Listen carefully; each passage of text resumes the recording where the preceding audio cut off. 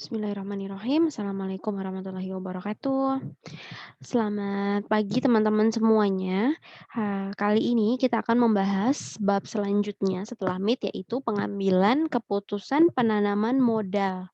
Sebelumnya Ibu ingetin untuk mencatat materi ini seperti biasa di resume, tulis tangan, kemudian dikirimkan waktunya minggu depan. Kenapa kalian perlu mencatat? Karena kalau kalian nggak disuruh mencatat, nanti ilmunya mudah hilang, tapi kalau dicatat insya Allah ilmunya akan lebih lama tertanam. Dan begitu pula nanti untuk ujian, sehingga ujian bisa mudah kalau kalian punya catatan gitu ya.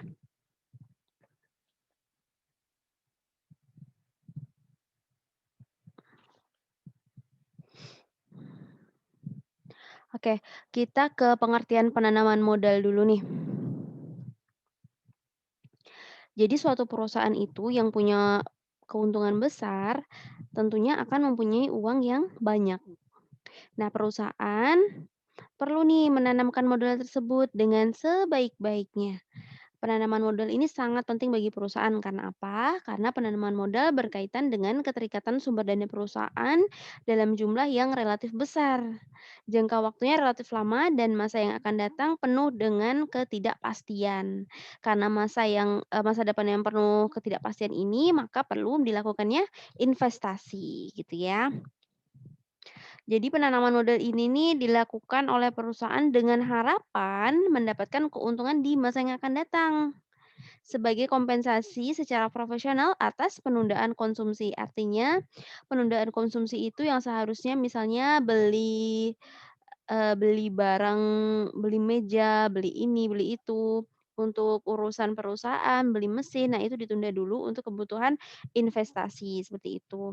Ini juga bisa berlaku untuk kalian ya, kalian yang ingin berinvestasi, menunda konsumsi. Yang biasanya makan bakso seminggu 3 kali, kalian batasi menjadi sebulan sekali. Nah ini keuntungan di masa yang akan datang dengan kompensasi secara profesional atas penundaan konsumsi kalian itu. Nah, daripada uangnya selalu dibelanjain bakso misalnya, uangnya mendingan ditabung untuk investasi masa depan kalian. Nah, jadi di sini nih perannya akuntansi manajemen untuk cermat nih dalam mengambil keputusan yang berkaitan dengan penanaman modal tadi. Nah, kalau salah nih dalam mengambil keputusan, maka perusahaan akan mengalami kerugian yang besar. Nah, sebaliknya kalau perusahaan mengambil keputusan dengan tepat, penanaman modal dengan tepat akan membawa perusahaan ke arah yang lebih baik, tumbuh berkembang, ya kan? Nah, perusahaan kita, setiap perusahaan perlu menilai nih jika akan melakukan penanaman modal pada barang modal.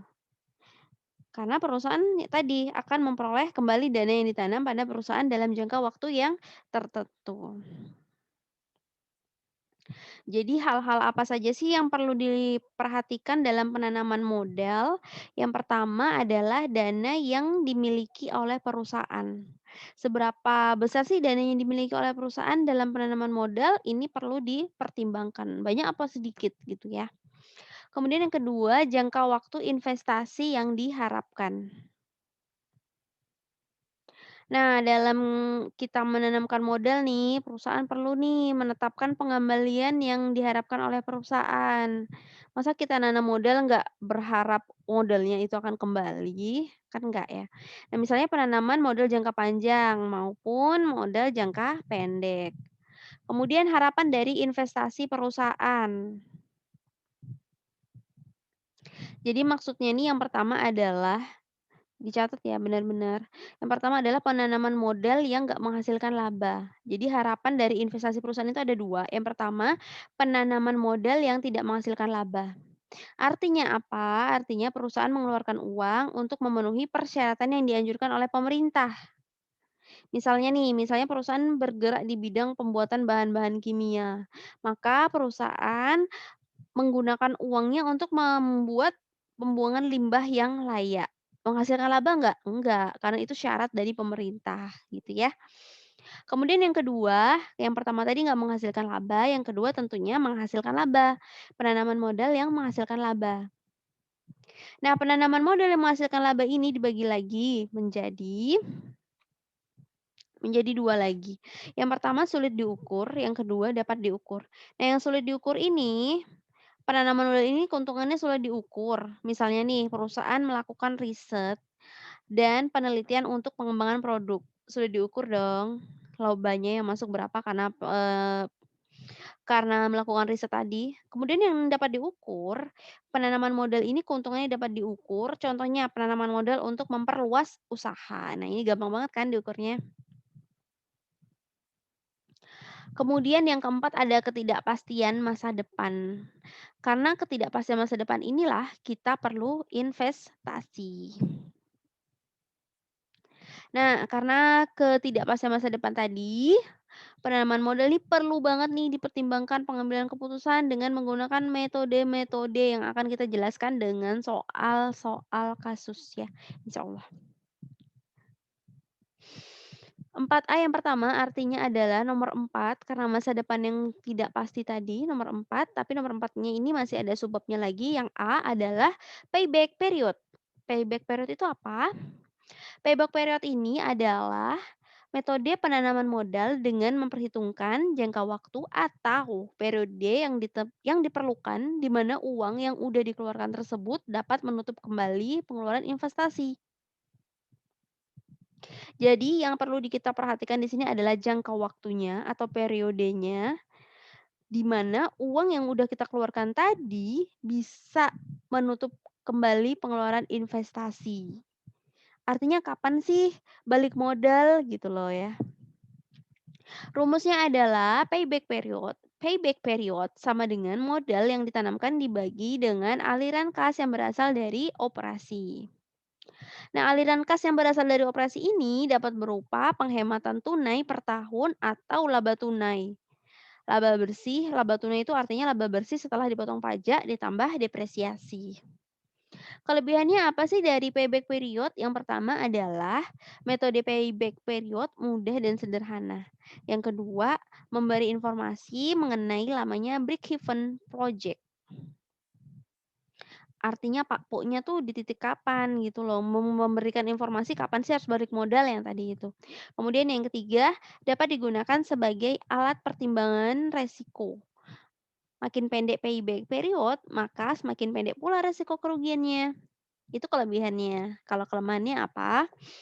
Kelemahannya adalah yang pertama, tidak mempertimbangkan nilai waktu uang atau nilai waktu uang itu maksudnya suatu konsep yang menyatakan bahwa nilai uang sekarang akan lebih berharga daripada nilai uang masa yang akan datang, atau perbedaan nilai uang sekarang dengan masa yang akan datang. Contohnya, uang 10 juta sekarang akan beda nilainya untuk masa mendatang. Sekarang bisa digunakan untuk beli motor second misalnya. Mungkin 10 tahun ke depan udah nggak bisa lagi beli motor second dengan harga 10 juta rupiah, gitu ya. Karena apa? Karena nilai mata uang setiap tahunnya akan menurun karena pengaruh inflasi. Maka dari itu teman-teman harus berinvestasi.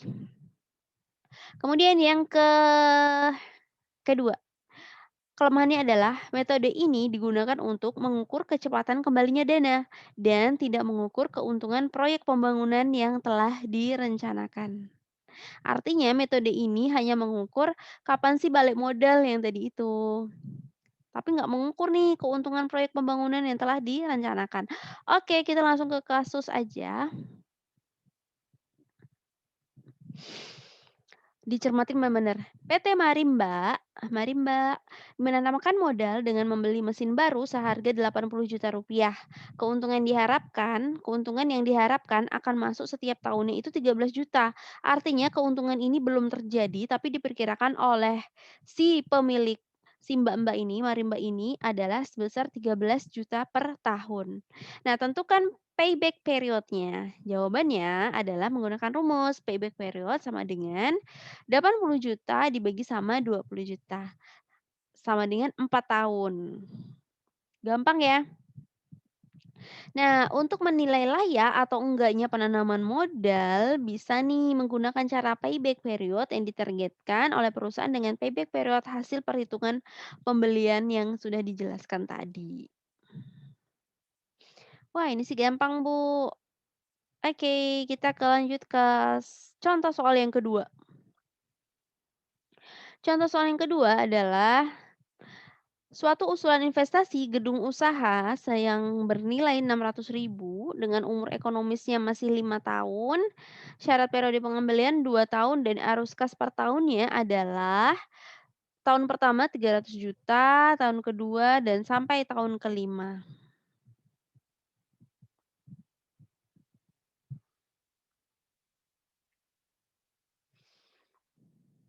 Nah, kita lihat tadi tahun pertamanya 300 juta, tahun kedua 250, tahun ketiganya 200, tahun keempat 150, tahun kelimanya 100 juta. Kemudian kita buatkan tabelnya. Tabelnya di sini adalah tabel arus kas dan arus kas kumulatif. Kita masukin ke tabelnya. Paham ya cara menghitung ini gimana? Kumulatif akumulasi itu maksudnya, yang bulan ini ditambahin sama bulan yang sebelumnya, tahun ini ditambahin sama tahun sebelumnya kalau hitungannya per tahun. Maka ini kan 300, 300 ditambah sama 250, 550 ditambah 200 jadi 7,5, 7,5 tambah 150, 900, 900 tambah 100, 1 M, gitu. Maka rumusnya adalah periode pengembaliannya pakai rumus yang ini. Didapatlah hasilnya 2,25 tahun atau 2 tahun 3 bulan. Nah, kesimpulannya apa? Kesimpulannya adalah syarat periode pengembalian ini harus 2 tahun. Kalau lebih dari 2 tahun, maka investasi ini ditolak atau mendingan nggak usah dilakukan investasi ini, gitu ya. Karena kita syarat periodenya ini pengembaliannya harus 2 tahun, gitu.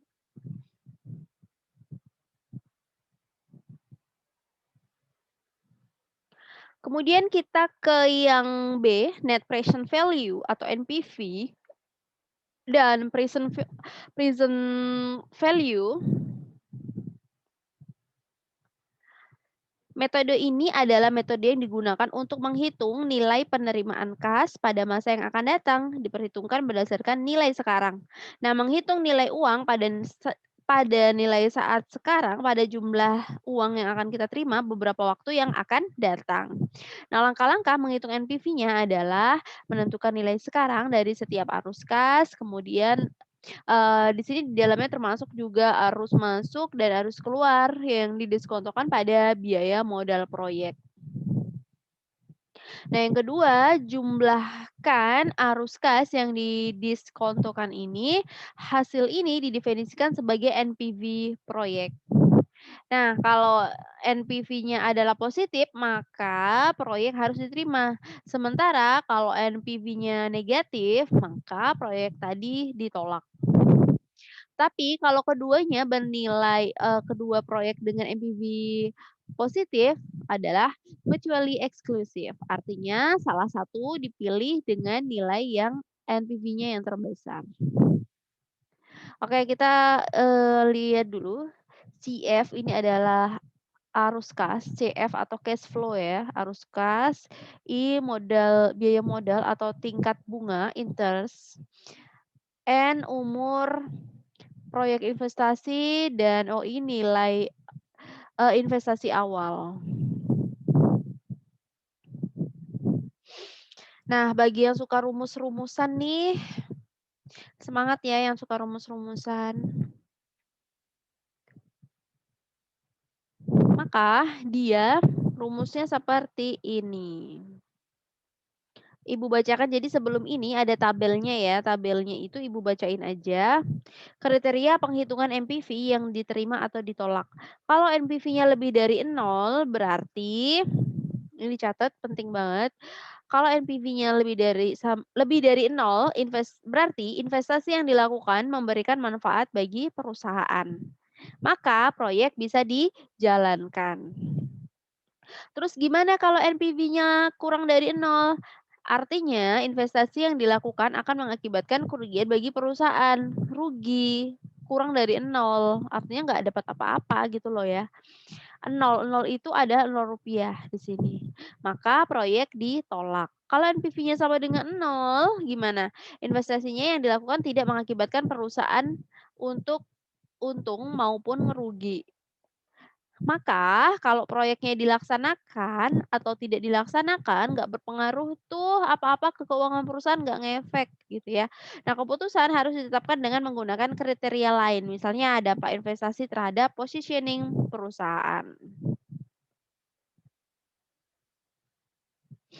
Nah, NPV ini berguna banget nih untuk menghitung net present value. Net present value dari suatu deret alias kas di masa yang akan datang pada suatu tingkat bunga. Nah, sedangkan kalau PV, present value ini berguna untuk menghitung nilai sekarang dari suatu deret angsuran seragam di masa yang akan datang dengan suatu jumlah tunggal yang telah disamaratakan pada akhir periode pada suatu tingkat bunga. Paham nggak nih ya? Kalau nggak paham silakan tanyain ya. Oke, jadi perbedaan utama antara fungsi present value dan NPV adalah PV bisa digunakan pada awal atau akhir periode dari suatu aliran kas.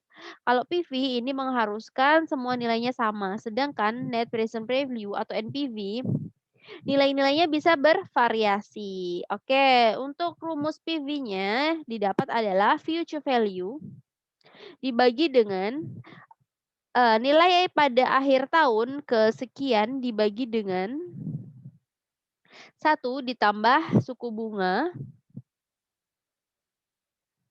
dikuadratkan waktu atau tahunnya gitu ya. Contohnya gini,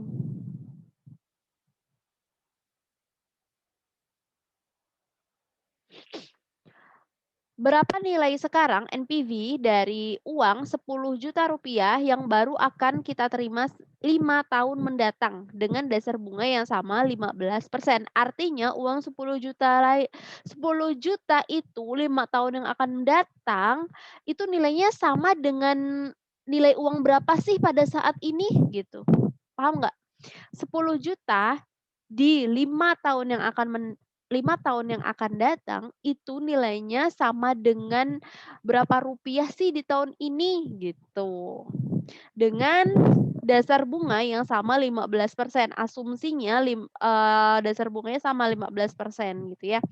Maka cara menjawabnya adalah seperti ini, 10 juta dibagi dengan 1 ditambah dengan suku bunganya 0,15 ini artinya 15%, di 5 kuadrat ini artinya tahunnya, 5 tahun yang akan datang.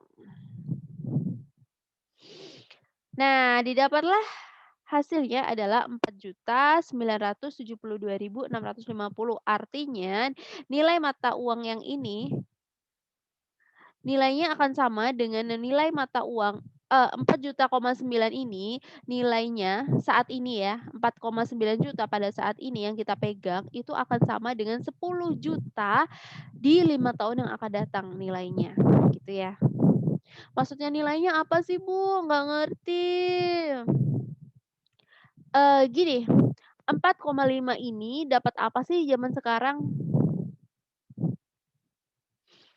4,9 ini dapat apa sih zaman sekarang? Misalnya, apa ya, iPhone 6 mungkin ya, iPhone 6 harganya 4,9 misalnya.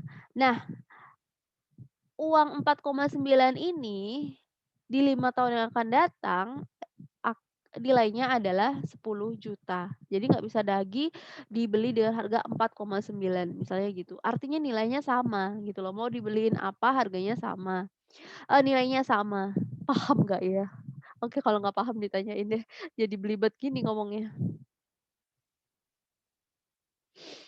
Berikutnya ada contoh soal NPV. Suatu perusahaan ini dengan asumsi sedang mempertimbangkan usulan proyek investasi sebesar 50 juta selama 5 tahun dengan tingkat pengembalian yang disyaratkan 20% perkiraan arus kas atau cash flow-nya per tahunnya adalah sebagai berikut. Yang pertama, tahun pertamanya sampailah tahun kelima. Maka rumusnya yang dipakai adalah ini, sigma dari PV cash flow-nya dikurangi nilai investasi, dikali original investment. Bingung ya lihat rumusnya? Ini tadi udah kita bahas di sini. Itu tuh apa-apa aja sih? Nih, biar nggak bingung kita langsung ke contoh angkanya.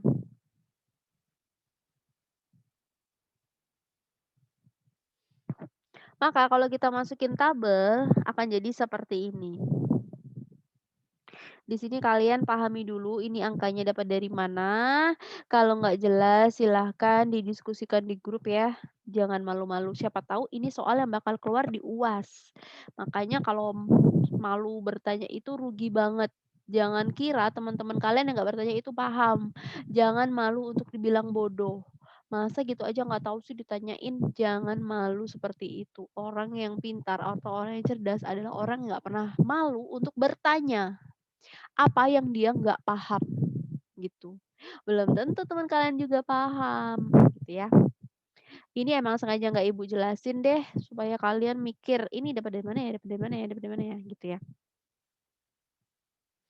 Nah ini keterangannya untuk interest rate-nya itu 20% selama 5 tahun. Gitu. Nah, berdasarkan kriteria dari NPV ini, usulan proyek investasi tersebut sebaiknya diterima. Karena apa? Karena NPV-nya positif. Artinya dana sebesar 50 juta yang diinvestasikan selama 5 tahun dalam proyek tersebut dapat menghasilkan net present value-nya sebesar 10 juta 86.000. Artinya proyek ini mendingan dilakuin aja karena dapat menguntungkan nih atau dapat menghasilkan NPV-nya sebesar 10.086.000.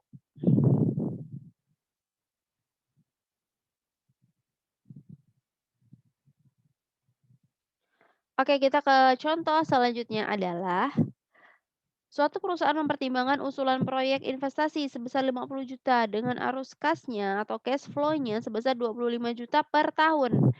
Selama 5 tahun dengan tingkat pengembalian yang disyaratkan, artinya pengembaliannya itu harus 20% gitu.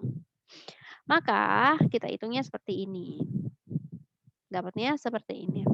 Silakan kalian cari-cari dulu, cari-cari tahu itu pakai kalkulator tek tek tek tek, ini kira-kira dapat dari mana angka-angkanya. Ini udah jelas sih dapat ada rumusnya ya. Kemudian yang terakhir nih kayaknya. Internal rate of return. Ini adalah suatu metode perhitungan investasi dengan menggunakan tingkat bunga yang menyamakan nilai sekarang investasi dengan nilai sekarang dari penerimaan-penerimaan kas bersih di masa yang akan datang.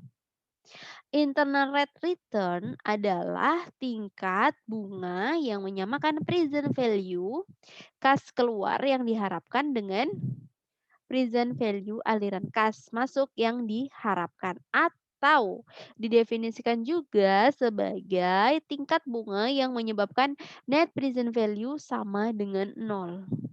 Nah, IRR, IRR aja deh. IRR ini adalah tingkat bunga yang akan menjadikan jumlah nilai sekarang dari proceed sama dengan nilai sekarang dari outlay. Nah, rumusnya adalah ini rumusnya. Silahkan dibaca. Oke, sebelum kita ke contoh soalnya, jadi Ibu akan kasih jelaskan mengenai kelebihan dan kekurangan dari internal rate of return ini. Yang pertama, kelebihannya adalah memperhatikan nilai waktu dari uang.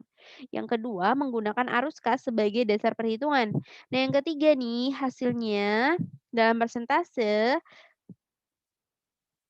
sehingga kita bisa mengambil keputusan nih dalam membuat perkiraan bila R-nya atau diskon rate-nya sulit diketahui. Terus kekurangannya apa sih? Kekurangannya yang pertama, perhitungan lebih sulit bila kita nggak nggunain komputer karena harus dicoba-coba. Nah, ini pakai coba-coba nih. Kemudian tidak membedakan proyek yang mempunyai perbedaan ukuran dan keadaan investasi. Oke, lanjut. Amelia, contohnya ya, Amelia memiliki sebidang tanah yang akan dibangun sebuah usaha yaitu pabrik susu. Adapun nilai investasi Amelia adalah 640 juta. Nah, proyek penerimaan untuk kedua usaha adalah sebagai berikut. Silakan dibaca. Kemudian, berapakah nilai IRR pabrik susu tersebut? Kita menggunakan metode coba-coba. Masukkan nilai I berulang-ulang hingga didapatkan NPV-nya sama dengan 0.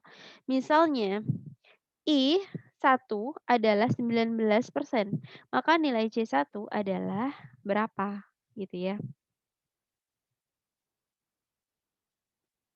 Nah, besarnya present value dapat dilihat pada tabel present value interest